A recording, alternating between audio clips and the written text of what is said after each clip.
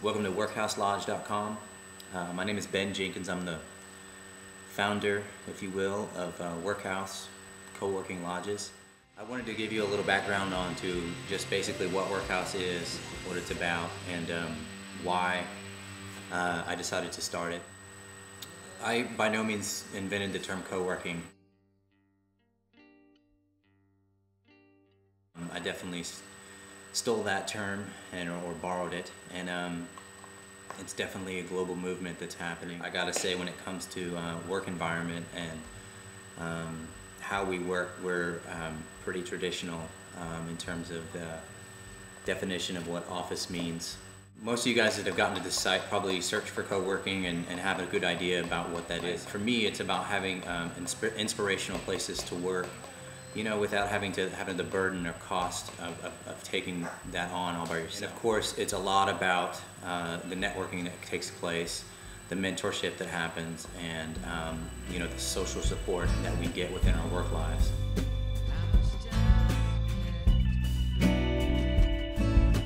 I own a company, a design and interactive firm called Onefastbuffalo, and I started that in 1999, so it's been a long time. You know, when you're in that kind of business, it's real competitive, and you tend to, I feel like we all tend to look at our competitors, and we tend to fall in the trap of doing what you know, other people do. I think one of the problems with that is that, you know, I fell into the trap for sure of feeling the need to look bigger than I am, feeling the need to have things that other agencies or firms had just because they had them, and I didn't really think too much about what they needed those things for.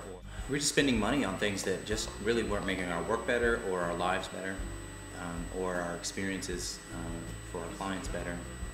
And you know, that is with the kind of notion that, you know, if you're a good creative agency or a good creative firm, that you've got to have, you know, this big office, and you need a guy on a skateboard.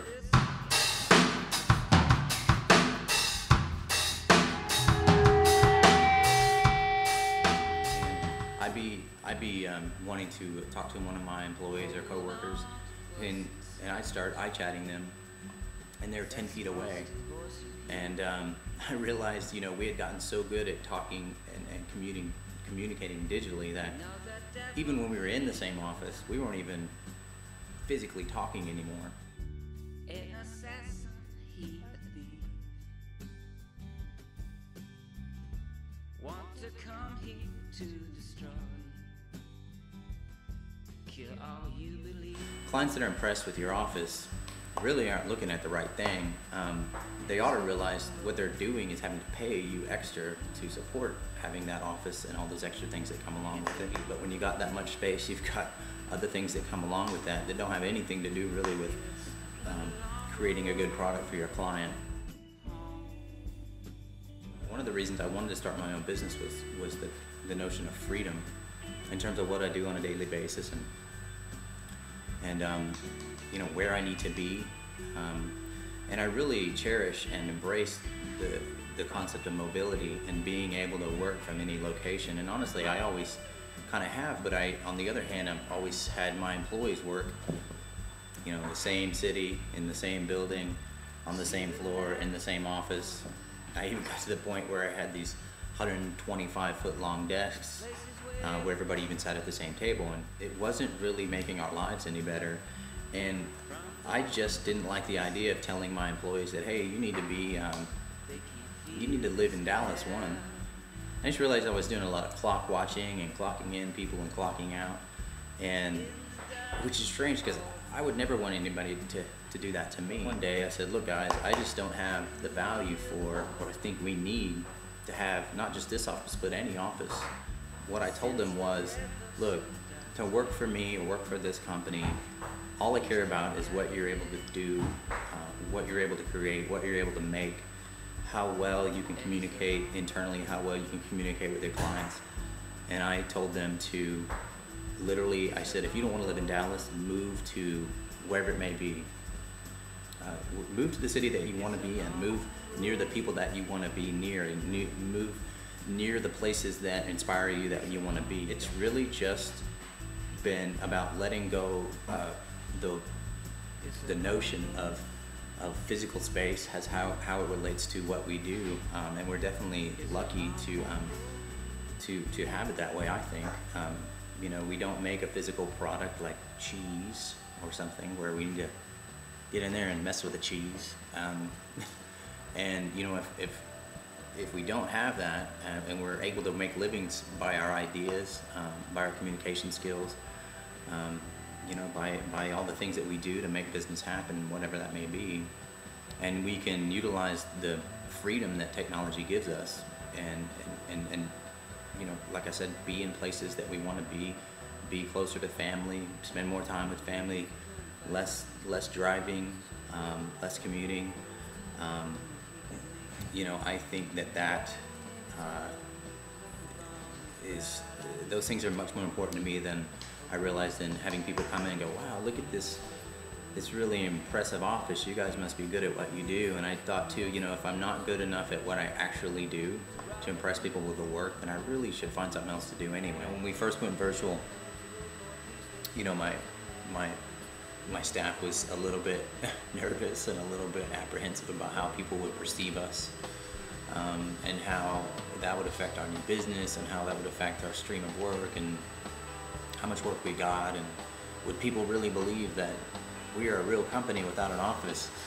And the rest of the world is still so in the mindset of, you know, this type of work should be done in this kind of environment.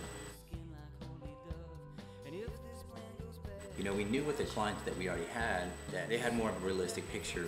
You know, they knew we communicated well, and they knew that we did good work, and frankly, they don't care where we work, and that's the truth with 99% of them. But with the people that we hadn't met yet, you know, new clients, people that say, hey, you know, calling you guys up and heard you do good work, and we're thinking about considering using you guys, and could we come down and see you? And just that one question right there was kind of the problem about going virtual. It was like, well, how's this gonna go? And you know, the thing is, we basically had to say, what choice do we have? We just tell them what we're doing, and we hope that that's the right thing to do, and that's what we did. And not only has it not been a problem, it has been a positive. Most of the time we get the response of, you know, when we say, you know, we don't have an office, we do it this way. Mostly we get a little bit of, man, I wish we could do that. I wish that my company would embrace that. I wish that I could work from wherever I wanted. I wish that I didn't have to come into the same office every day. It was more of an issue that we created in our minds, and I think that most people do have as an issue in their minds. And you know, I can honestly say that we are more efficient in terms of our work. We're able to keep our energy up more during the day.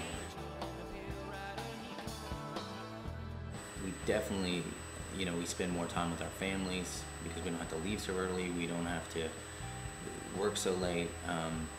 You know, we eat better. We exercise more. We, I would say, are more inspired by our work. It's less monotonous. You know, we've really taken advantage of the mobility. I fulfilled a lifelong, simple, silly dream of buying an Airstream trailer, a 1958 Airstream trailer that I enjoy. You know, working in state parks, as weird as it may sound, but just traveling and going to places that I want to be at, and you know, planning my work day so that, you know, I'm gonna say, hey, I'm gonna work from, you know, 8 in the morning till you know, 2 o'clock, and I'm gonna get my work done, and then I'm gonna go check out this over here in this city, or this in this mountain range, or whatever I'm doing. One of our staff has decided to live abroad, to live in Chile for a couple months, and we used that as a little experiment, and found out that, you know, not only did clients not really know, they had no clue because they didn't really experience any change. The ones that did know thought it was the coolest thing ever, that we had that kind of freedom but ability to work well.